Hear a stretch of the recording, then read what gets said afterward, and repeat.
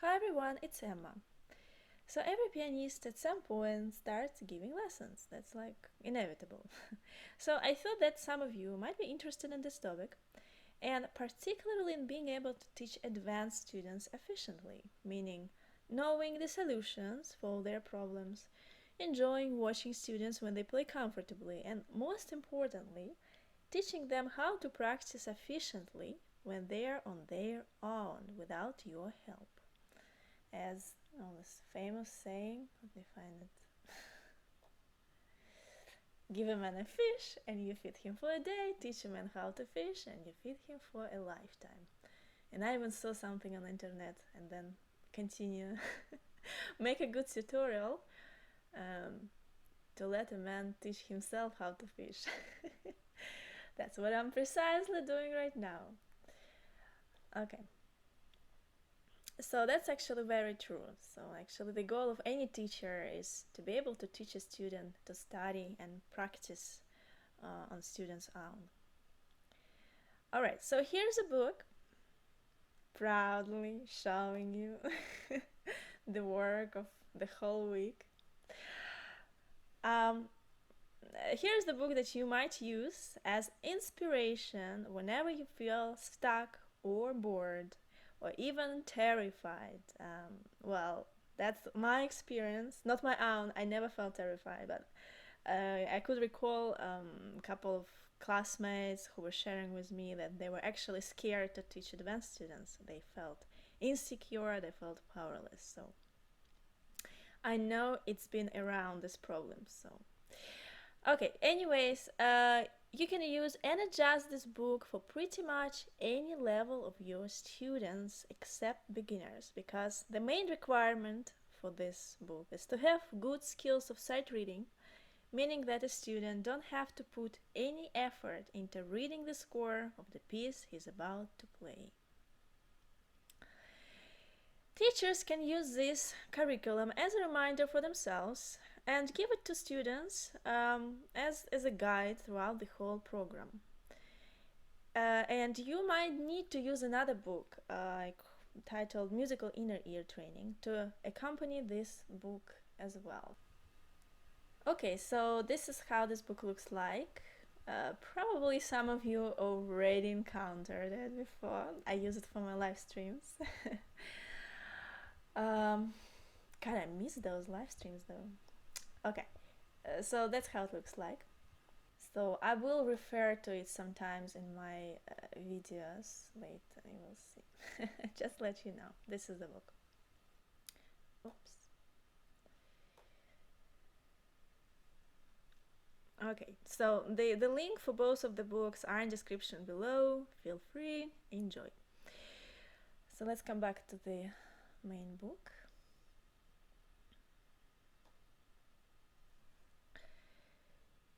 So the book has 11 lessons, and it could take a couple of days or couple of weeks to finish every lesson. It depends on students' level and students' abilities. And homework instructions, so there are lessons, and then there are homework instructions to each topic of the lesson. So I think it's clear. So here's the lesson, and then homework for the topics that are shown in the lesson.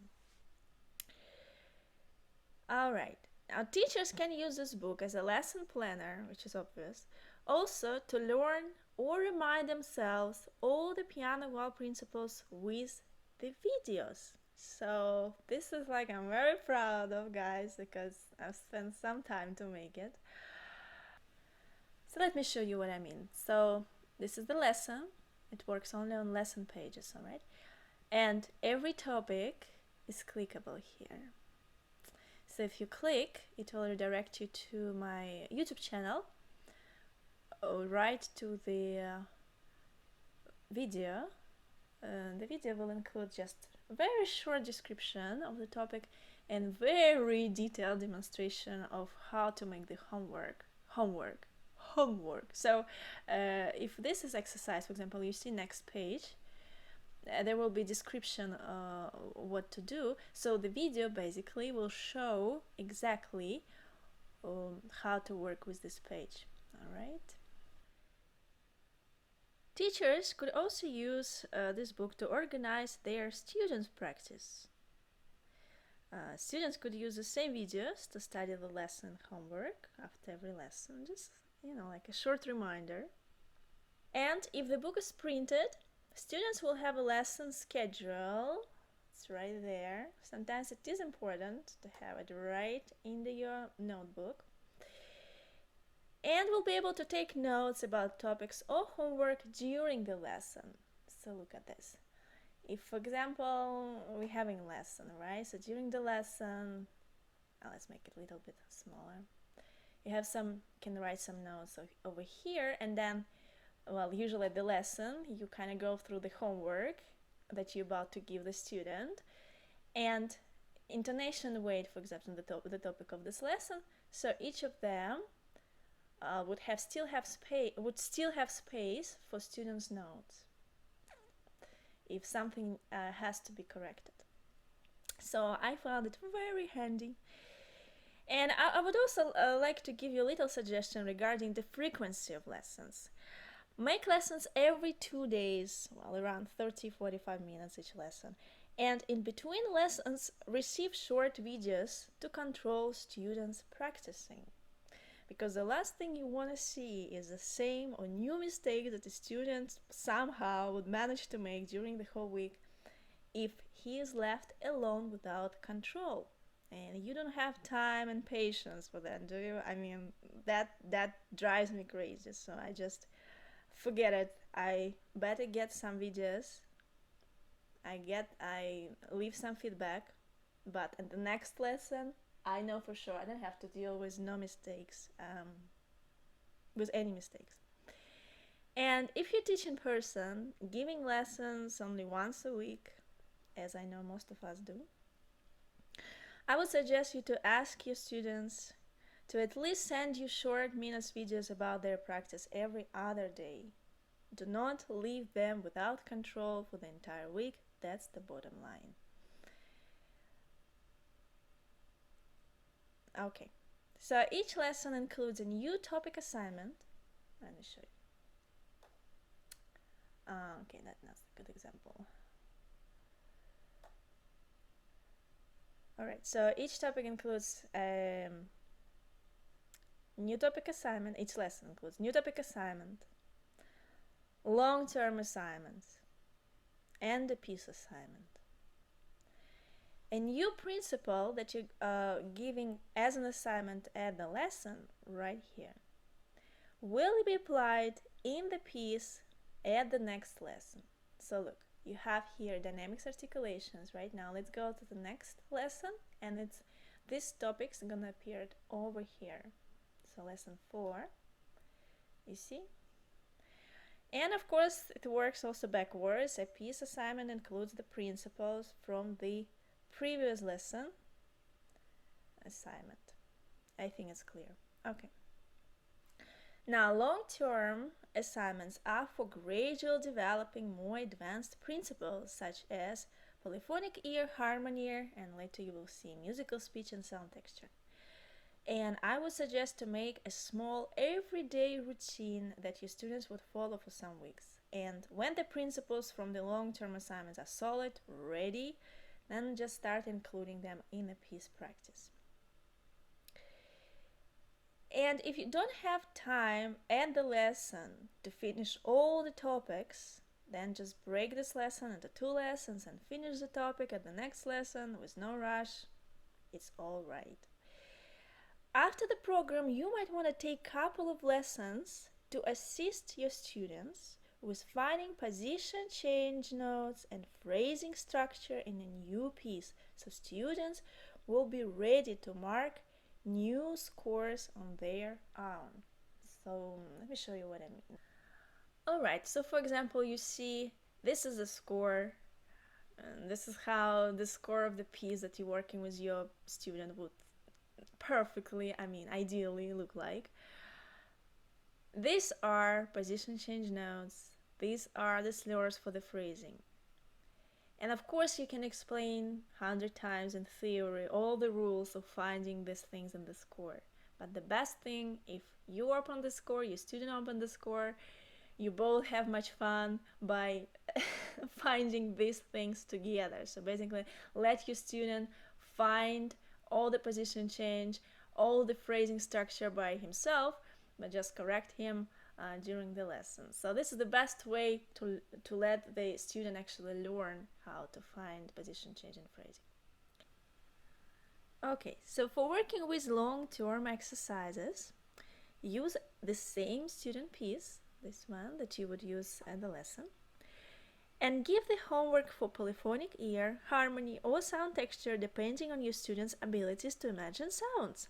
If abilities are quite poor, then working with a single bar, like this bar, or the entire line, would be enough. Just the homework for one lesson, one line or one bar. And the homework for music or speech could include working with just a melody line with a single page. So again, the homework for one lesson about music or speech could be just singing, working with melody on one page. And by the way, you can include in the long-term assignment list any principles that are challenging to your student. And that brings us to the last advice.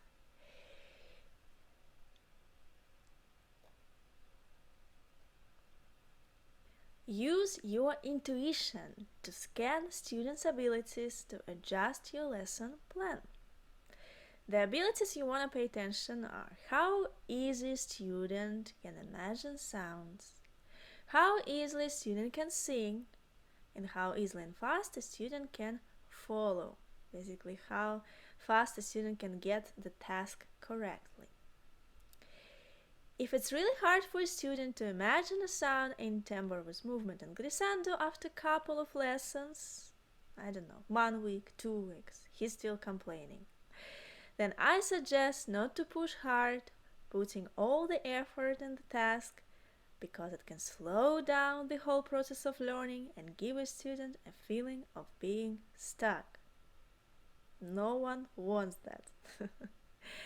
Now, if it's extremely hard to imagine notes, like to recall even the pitch, then cancel sound imagination completely from the system. If it's hard but possible, then, as I said before, move the principle to the long-term exercises folder, meaning keep developing sound imagination, but in small portions for a longer period of time. Like imagining just one line, separate hands. Let me show you.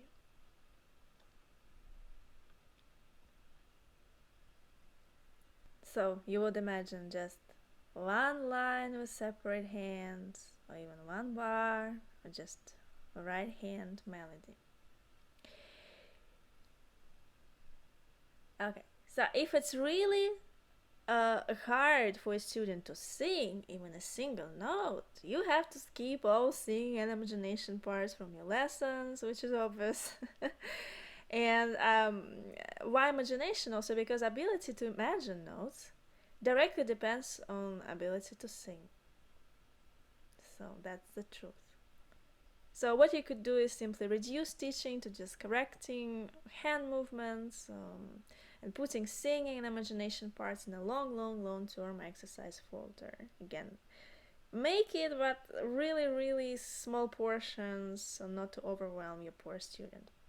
If a student can sing but not always clear, then there is no problem. After making assignments from the first lessons, a student will improve singing drastically. Just give it a couple of weeks.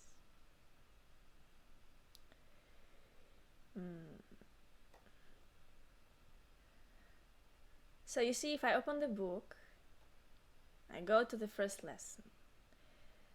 So these assignments from the first lesson and those from the second will help your student to improve your singing. That's like, I promise you. You should try. And so lastly, if a student finds it hard to follow new principles, again, don't push, be easier, and simply less your expectations. Don't try to make everything as perfect as with other students, and always remember what seems to you as a small progress would be felt as a huge leap for such kind of students. And that's really enough. Basically, don't give one more than one can chew. And look what I found today on the internet.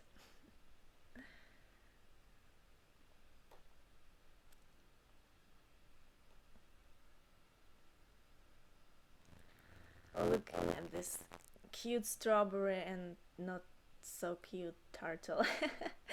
A dream happens one bite at a time. So keep that in mind. That's a good suggestion for your life as well. Alright, on this optimistic note, I'm finishing today, and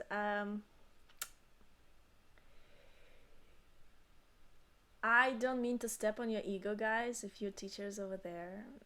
Probably if you're the one who managed to the end of the video, you are the one who's always searching for new knowledge as a true teacher. So it's not for you guys. But generally, I know that of course teachers, they are very protective of their own methods. So I'm doing it anyways because I love it and I like to share and I know it works and I'm happy to share joy with those who try it and I see good feedback. And that's about it, I guess. So I'll see you in my next video. Bye bye.